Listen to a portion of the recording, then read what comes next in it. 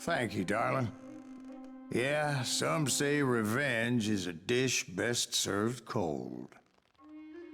So whatever happened to that Bob guy you were after? Personally, I'd like to hear some of your other adventures.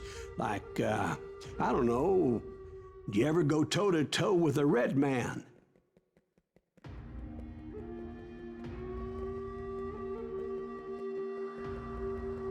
Yes, I did, Ben.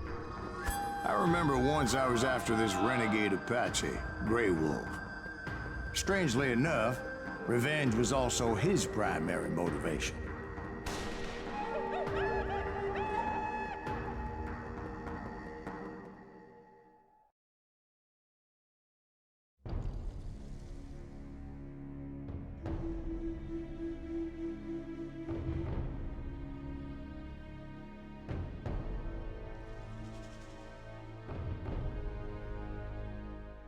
A bounty was put on Grey Wolf's head, and that's how I came to hunt him in the mountains.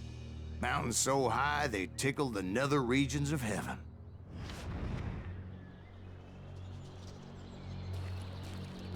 Grey Wolf was a Chiricahua Apache medicine man who had led a war party in revenge for a massacre against his people. The U.S. Army had attacked his tribe during his daughter's sacred sunrise ceremony, and the slaughter was unspeakable.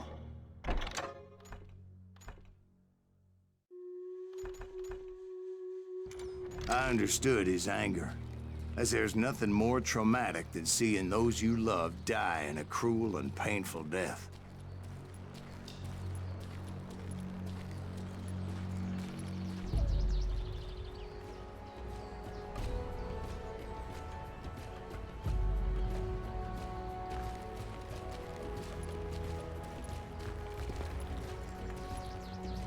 Right from the beginning, I couldn't shake the feeling that Grey Wolf was watching my every move.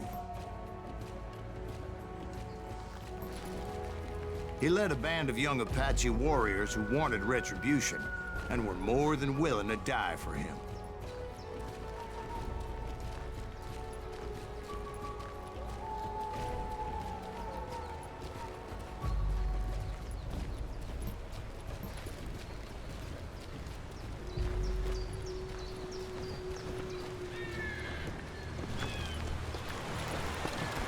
They saw me before I saw them.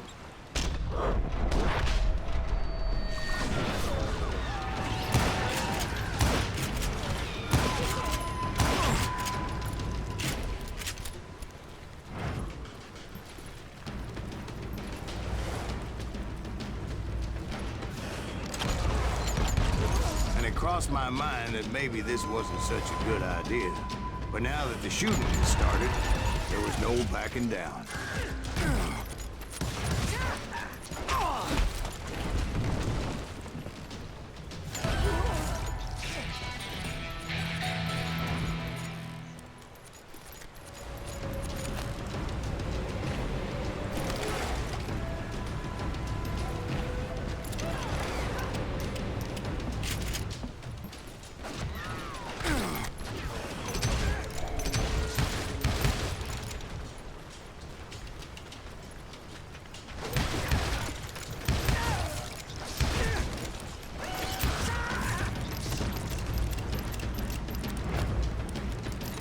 It was rugged country, the winter home of the Chiricahuas, and that's why they had retreated there.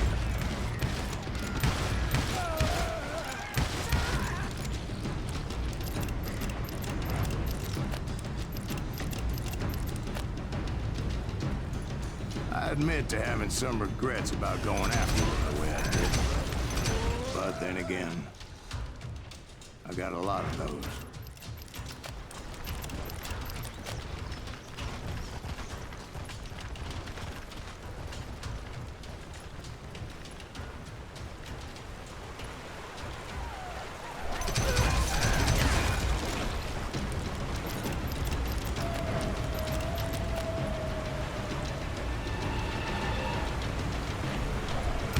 Grey Wolf? Not at that moment, but I did find the entrance to their hideout.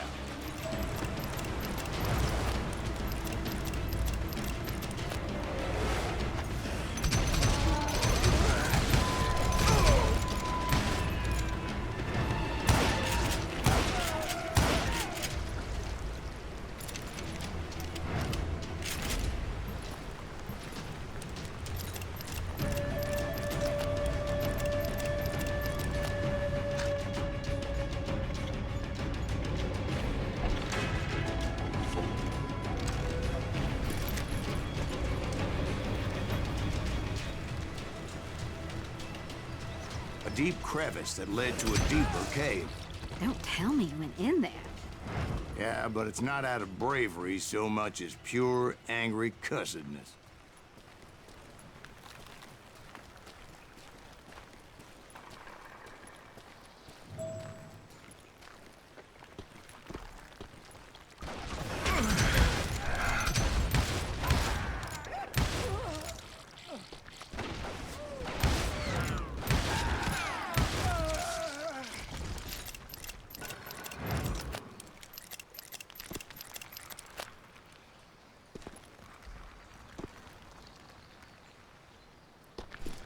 See, back then, I had a stubborn streak a mile wide, and I wasn't about to back down. So it was like pitch black in there? Actually, it was pretty well lit, as they had torches on the walls.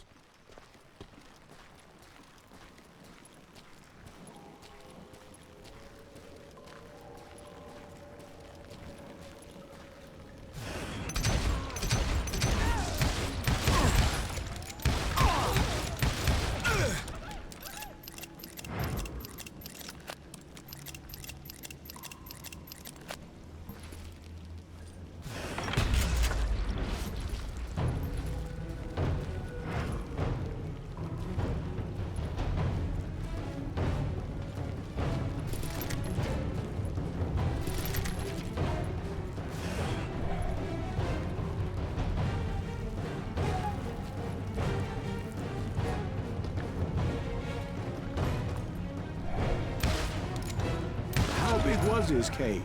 Big as hell, Ben. Chiricahua had hid out there during the Indian Wars.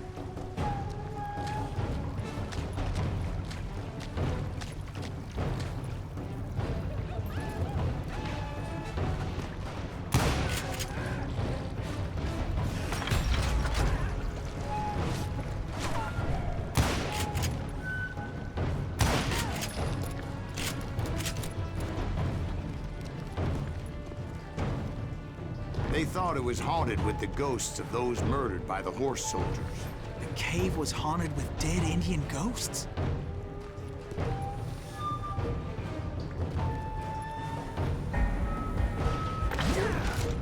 To be honest, I was more concerned with the live ones than the dead ones.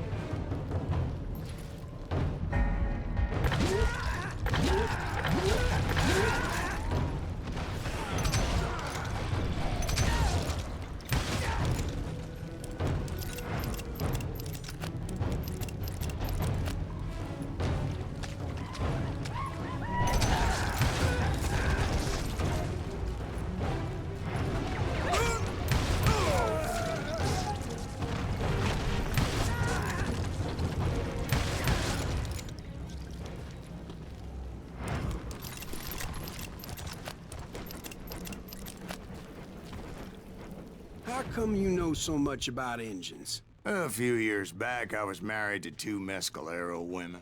At the same time? Yeah, they were sisters. Polygyny is traditional among the Mescalero. So what happened?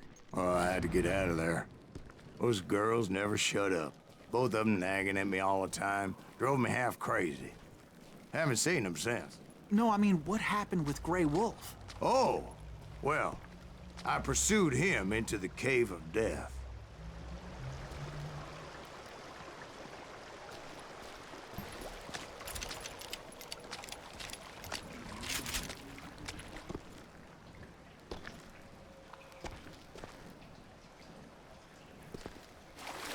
I came upon this flooded grotto, and that's when I saw him. He came to me unarmed and unafraid. His voice echoed in the shadows, and I sensed he meant me no harm. You carry great darkness in your heart, and if you do not release it, it will claim your soul. The sound of his voice put some kind of ancient Indian spell on me.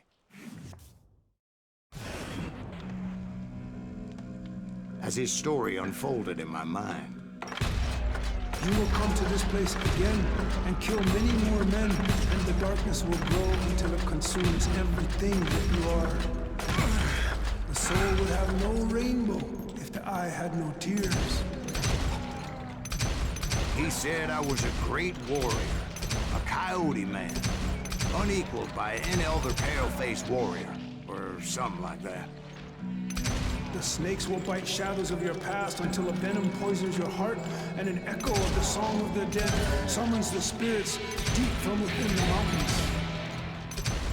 I didn't quite get what he was saying, but there was definitely snakes. And indeed, his warriors surrounded me and attacked me like hungry wolverines. They couldn't stop me, though, and Grey Wolf wasn't in the mood for idle talk.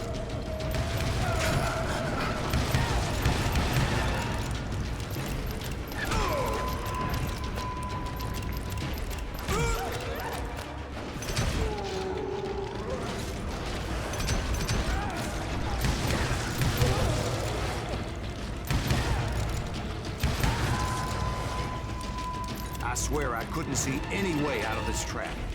But suddenly, one just appeared. Kind of like a miracle.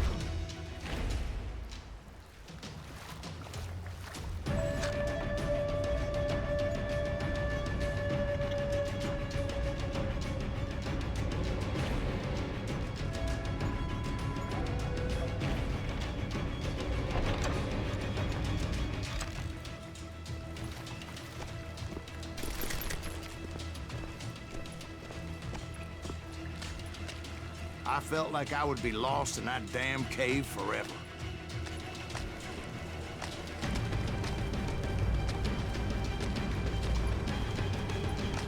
Finally, I found myself back outside, perched on the edge of a precipice overlooking a thundering whitewater river. To get where I was going required several leaps of faith, but no way in hell I was turning back.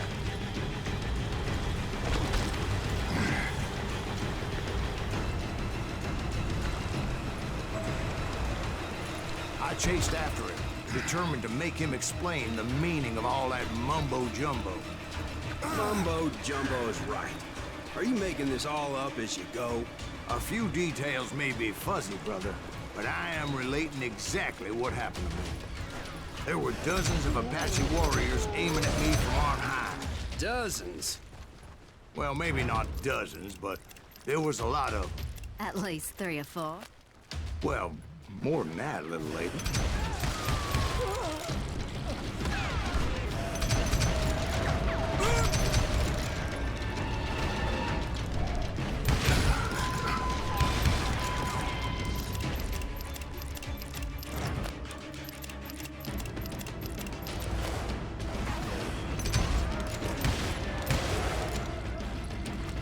I had a steep climb up creek ahead of me and scrambled up those rocks like a mountain goat. I was determined to locate Grey Wolf and find out exactly what the hell he was trying to tell me. And wouldn't you know it, that crafty son of a bitch led me right into a trap. What kind of trap? Well, son, there had to be at least 100 Apaches surrounding me. 100? God be my witness. Oh, come on. Who are you kidding? Hey, I believe you. Come on, tell us how it ended. All right, but I'm not gonna drag this out. Where were we? You were surrounded by 100 Apache warriors. Well, I didn't take the time to count them exactly, but there were a lot of them.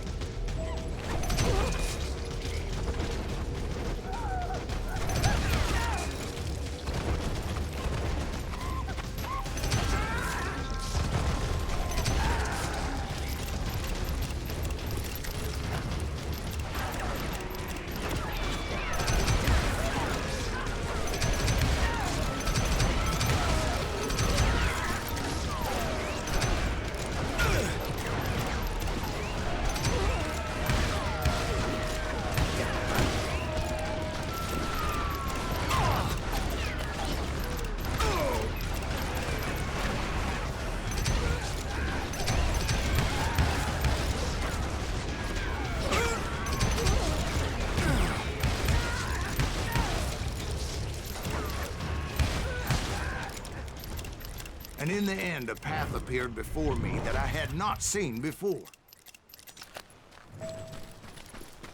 I followed it as I desperately needed to find out what Grey Wolf was trying to tell me.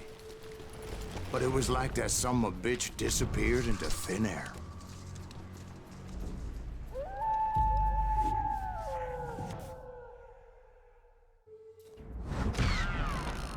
never did find him. And never did collect my goddamn bounty. Thank you, darling. It's interesting how the truth can sometimes seem, might malleable, depending upon your point of view.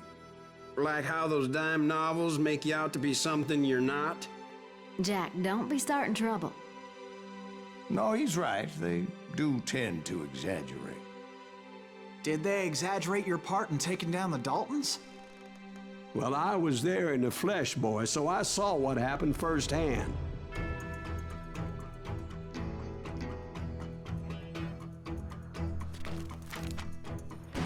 Those Daltons were lawmen once, before they all went bad, robbing banks and trains clear across the territory. Until Coffeeville, of course. I was one of the citizens who took up arms that day. Fighting on the side of right? I did my best, sir. We all did.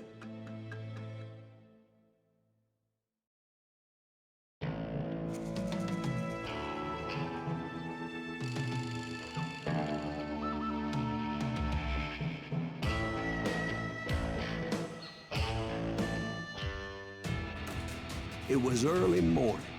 One of my friends was a local gunsmith, and he handed out firearms to anybody who'd take one. You see, the Daltons got it in their heads to rob 2 banks at the same time. 2 banks on the same damn street. Story was Bob Dalton's girl was always writing about how he had no ambition. Well, the locals recognized the Daltons right off. Before they could get away, half the town took up arms to defend their property. Their first mistake was pulling a job in their own damn hometown. The boys grew up in Coffeeville, so everybody knew them. Put some holes in them!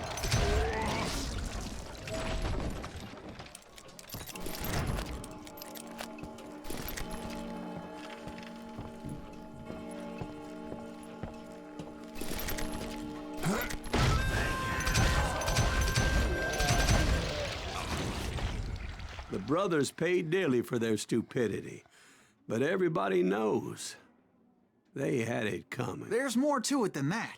I read all about that day, so I know for a fact that it went down very differently. First of all, it was high noon. A posse of U.S. deputy marshals were on the rooftop across the street. Get ready, boys. They're gonna make a move. The lawmen had been tracking the Daltons for months. Now they finally had them dead to rights. Among them was a bounty hunter feared by many a lawbreaker. The marshals tried to get the Daltons to surrender. They'll give up eventually. We just gotta wait till some of the bitches out. But this bounty hunter knew that the brothers were far too proud to ever lay down their guns. I can kill you with either hand. He went in there alone to confront those criminals. One of the marshals shouted, "Where are you going? Are you crazy?" Hey, where do you think you're going, dumbass? That rifle's mine. But he paid him no mind. He saw a way to get around to the back of the bank.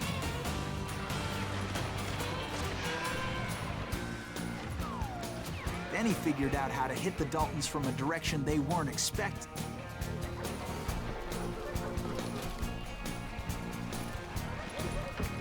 From above. Fortunately, a water tower was right there.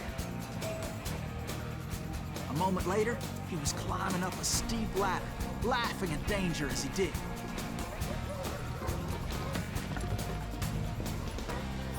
It was brave men like him who risked their lives to tame this wild country.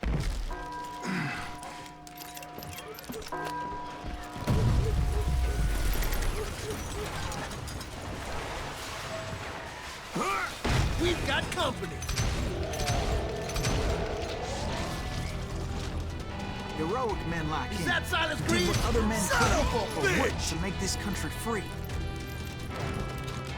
Like Jim Bowie, Davy Crockett, who died defending the Alamo. Now you're really pissing me off.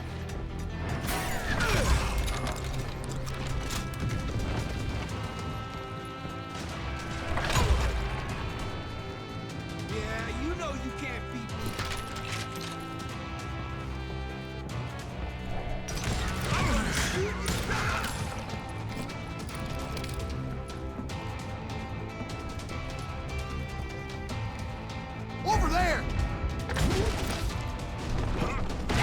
Silas Greaves! What the hell?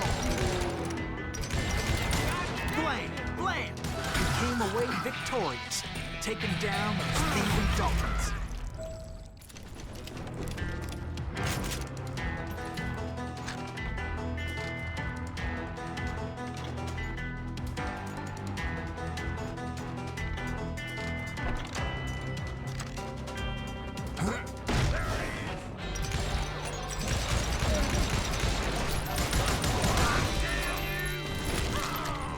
His name was Silas Greaves, and when the dust finally settled, he was the last man standing.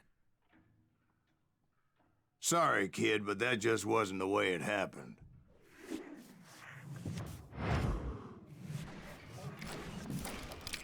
It was early evening, not high noon.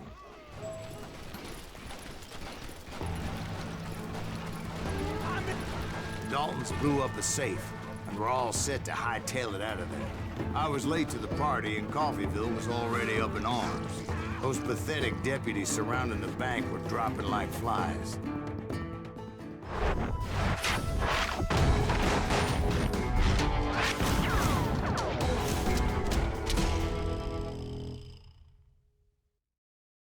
I'd been tracking those jokers for months, waiting for them to do something reckless.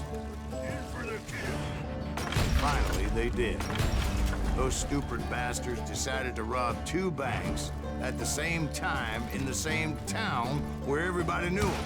But they still had friends in Coffee.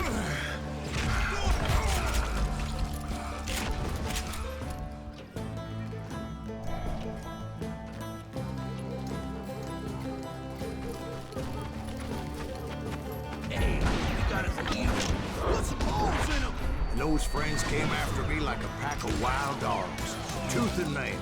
They were coming at me from all directions. This some bitch is pissing me off.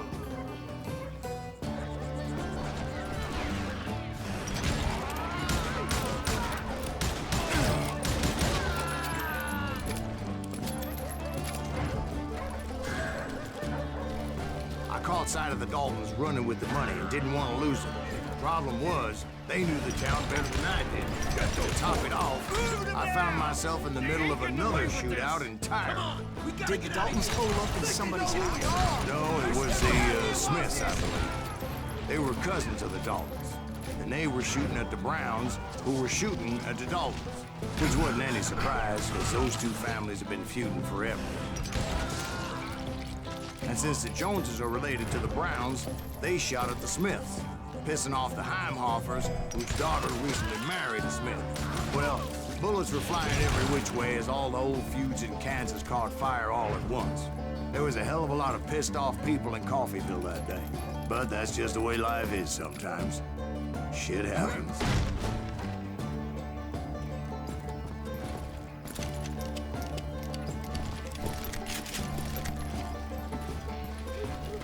The Dalton boys knew I would never give up. Those Daltons weren't the sharpest knives in the drawer, but they always stood together. They set a trap to slow me down and allow at least 2 of them to escape. The 3rd brother stayed behind to plant me, just in case that trap of theirs didn't work.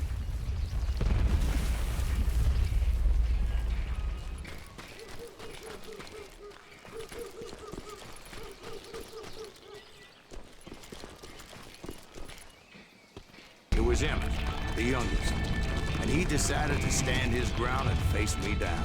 I ain't afraid of you, Silas Greaves. This is where it ends for you. He was determined to protect his brothers. I understood how he felt. Taking me on all by his lonesome wasn't exactly a recipe for a long life.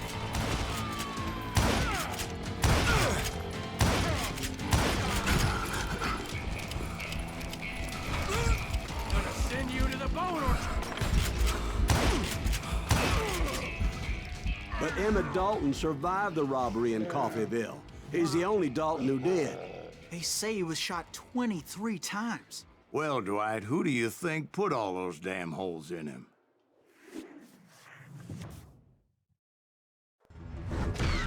But I have to admit, that boy had grit.